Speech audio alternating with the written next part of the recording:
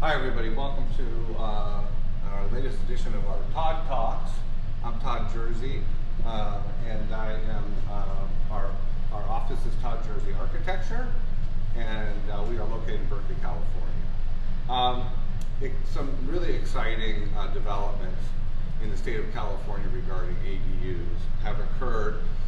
A body of laws were passed in 2017, and if you're, I should probably backtrack and we're talking about ADUs, accessory dwelling units.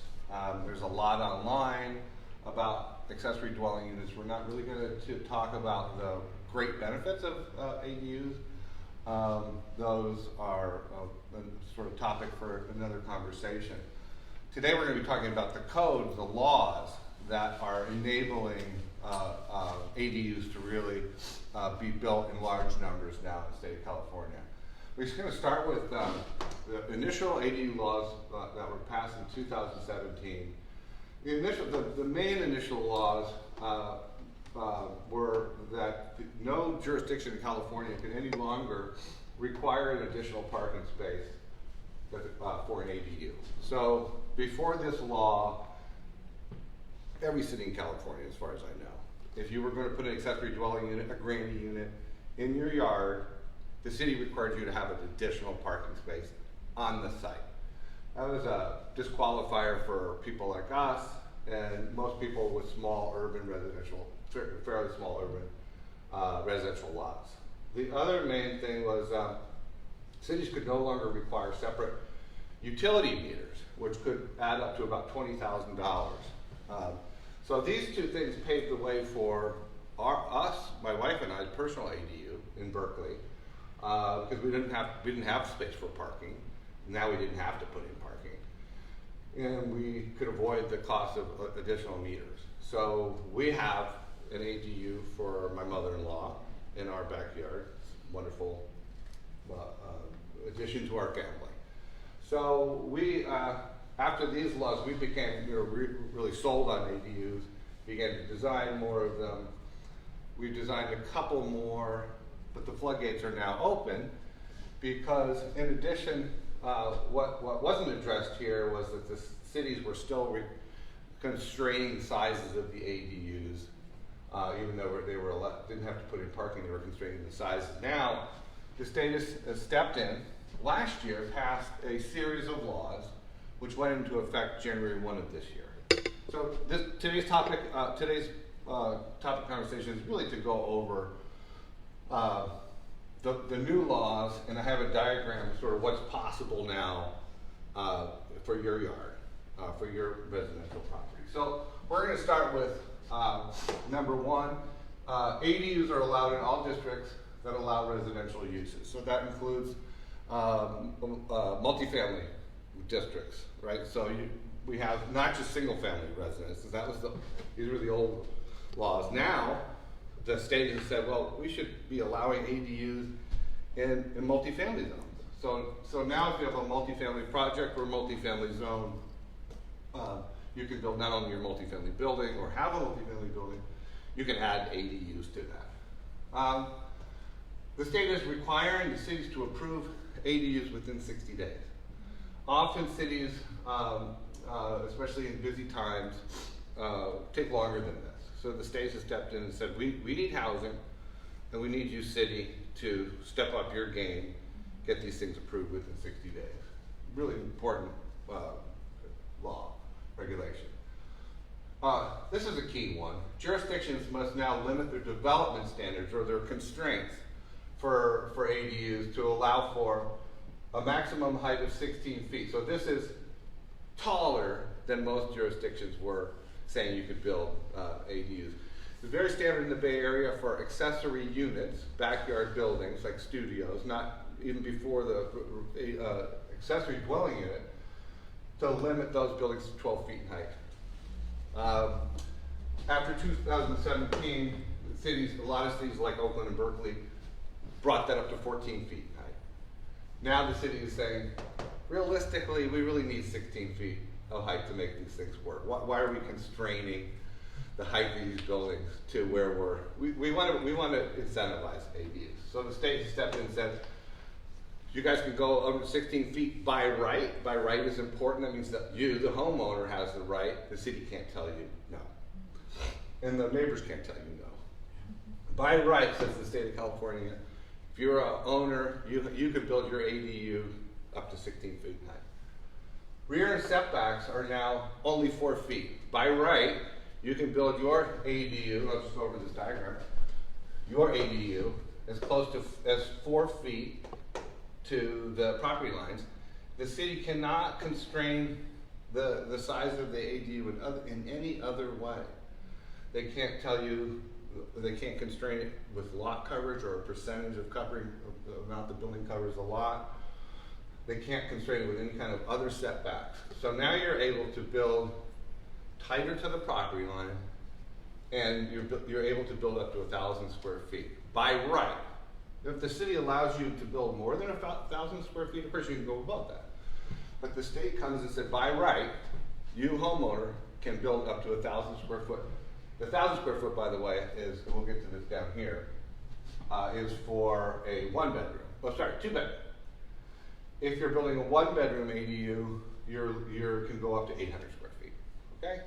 So here's our sort of our new, really important development for allowing significantly larger buildings. And 1,000 square foot, by the way, 2-bedroom or more. We are currently designing a 1,000 square foot ADU in Oakland with 3 bedrooms. So that's a nice house, actually. It's actually 1,000 square feet. When you consider that in the 1940s, the average size of a single-family residential house in the United States in the 1940s was 940 square feet. We're allowing for granny units or ADUs or secondary residences to be built in residential areas all throughout the state of California up to 1,000 square feet. It's a really significant development in terms of housing density. Okay, so another really significant piece here, which is just opening up ADUs across the state. Something that Southern Californians jurisdictions were leading the way, which is you no longer have to replace parking if the ADU takes the parking space.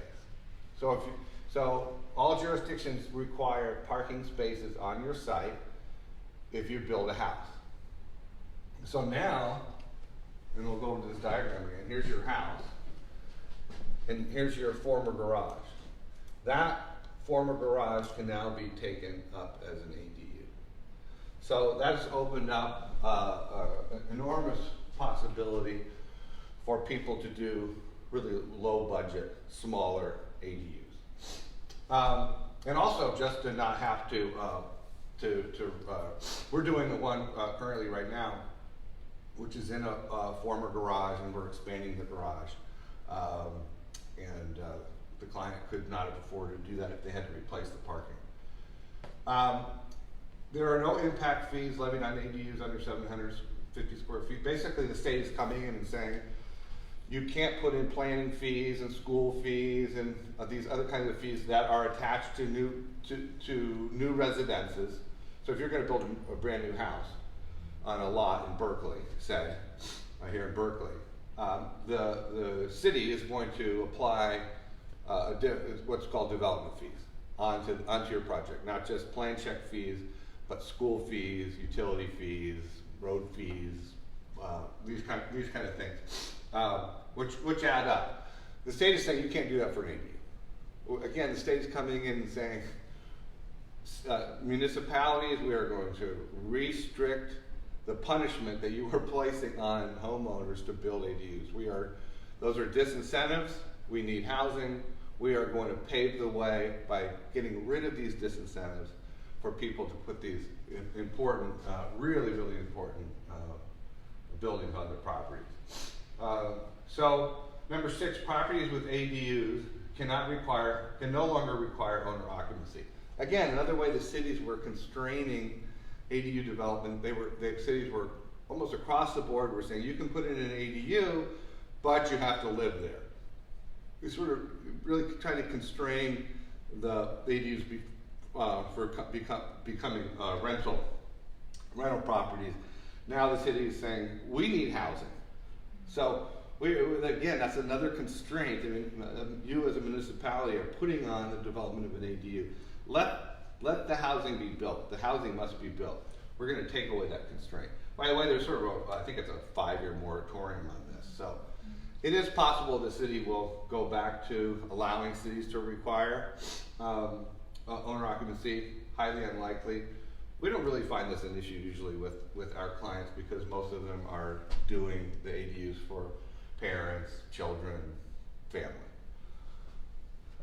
Here's probably the most famous in the ADU activism world. We call it the triplex rule. Owners can now build 2 ADUs on their property. 2 ADUs rather than just 1. You can build the main ADU up to 1,000 square feet. You can also now build what's called a junior ADU, and that has a maximum of 500 square feet. So this is a scenario where we're seeing a lot is we're putting in an ADU in the backyard, and now people are thinking, wow, I can put a junior ADU in my existing garage. And usually they'll not. They can go up to 500 square feet. They're usually in existing garages. They're within existing houses. By the way, if your property is big enough, you can actually put this junior ADU, attach it to the ADU. So basically what the state is saying now is, we need housing. I've said that 5 times, but that is the genesis of the ideas here. Is now, if you are you're in a single family district, like we are, like many of us in the East Bay are, own a home, we can now put in 2 more units. We can rent those units out. We can have, a mother, parents-in-law here, parents-in-law there. We can. I mean, it's a massive change in zoning ordinances, and the potential for owners to really, build wealth. It's a family wealth building mechanism. So what did we get? So now we have the potential for an ADU and a JDU. So we can build up to 1,500 square feet of additional rentable, leasable, usable, separate from the house. Not enlarge the house 1,500 square feet, separate, and then 2 additional units. Number 8, ADUs can now be built on multifamily parcels. We talked a little bit about that. So we don't have that come up too much, but if you do have a multifamily parcel, you can build ADUs on them. Fire sprinklers are required only for ADUs, only if they would be required in the main residence. Here's one that really belongs over here. Attached ADUs. An attached ADU is when you have the main house and you build an ADU on, you attach it, or it's part of the main house. But what the California is saying is attached ADUs are legal. You can basically expand the mass of the house, but you have to limit it to 50% of the house. And clearly the idea there is they're trying to avoid building gargantuan masses. So they're preferring, the incentive is for that, because we're limiting the size of the ADU. Most houses in the East Bay where we are, in the older neighborhoods, most houses aren't, if you're going to try to get 1,000 square feet and you're limited to 50% of this has to be 2,000 square feet. That's significantly larger than most of the houses in the older neighborhoods. So I'm going to end it with this. It's a short talk, but I'm going to end it with a little diagram I call your new triplex. And so here's your house, and this is your existing garage or house, and you have a nice backyard. And you're able now to basically fill in your backyard with a large ADU, up to 1,000 square feet ADU by right. So none of your neighbors can say a thing. You no longer have to worry about your neighbor or anything. As long as stay under 16 feet and under, and you have those kind of setbacks. You can now also build a junior ADU, either attached back here if you have the property, or come into your garage and build it in there. This is relatively speaking, if the garage is in good shape and is within your house, well, that's a pretty affordable way to go. Your plumbing's there, your electrical is there. So this is basically you've gone from a house with a garage and a big backyard to a house with a sizable house in the back. You have two houses, and then you have a little junior ADU studio. So in terms of investment, the kind of return on investment we're seeing for this kind of development, especially in our area where land costs are very high, rents are very high, is amazing. I'll end with a couple of things you want to try to do is work with an architect who has experience like we do with developing ADUs. We are also very cost conscious and work very hard to bring in the kind of consulting professionals and also the contracting team that is going to be necessary for you to hold these costs down and keep the value of this up. Thank you so much for joining us today. Please do call us at 510-528-5477. You can also shoot me an email, todd@toddjerseyarchitecture.com. That's going to take me too long to write that. todd@toddjerseyarchitecture.com. Thanks for joining us.